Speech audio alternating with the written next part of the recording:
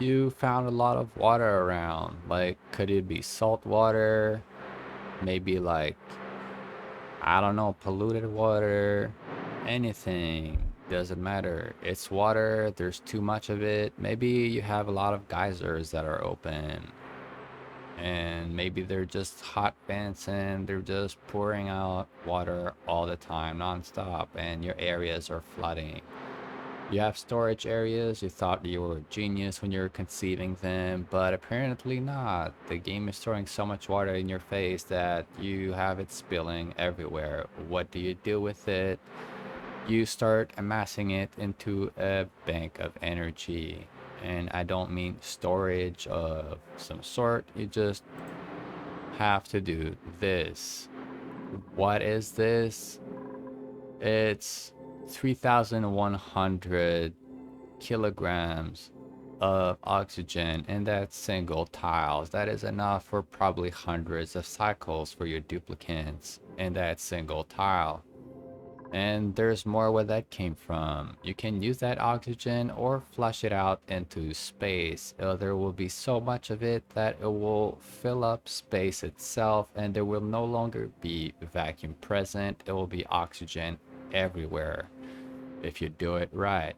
The other cool thing is it produces hydrogen. There's so much hydrogen in here that I'm trying to waste it in a productive way. So that's something else you have to be mindful of. There's so much energy in water, and it is a deciding factor of how far you can push your game. The other thing you have to be aware is building this little system. So to build this, you need to first pour a heavier liquid and then a lighter liquid. You have to pour it in sufficient quantity so that it's not diluted by the process. And once you build this thing here, the oxygen will exit from here once everything is into a 100% vacuum and the process is first initiated. This will be oxygen and this will be hydrogen. There will not be a mistake that will happen. It's 100% what is meant to be. So you can also put switches so you can gauge how much is being used. This is a water dump for me. So a lot of water that I cannot deal with in time because I'm still growing industrially. I only have 8 people on my planet thing or asteroid. I don't want more people. I just store it in here. It's easier for me and I can use it at any given time. So you build a system like that. Keep in mind, one liquid pipe can funnel 10 kilograms each. So 10 kilograms can handle at least 10 of those. So you cannot build more than that with one of those pipes. How do you do it? Look at that.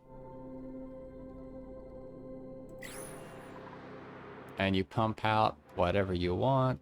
You can make it like this.